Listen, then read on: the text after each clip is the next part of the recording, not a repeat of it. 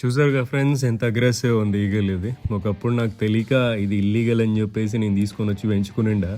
So మీతో share చేసుకోవాలని చెప్పేసి వీడియో పెట్టినాను.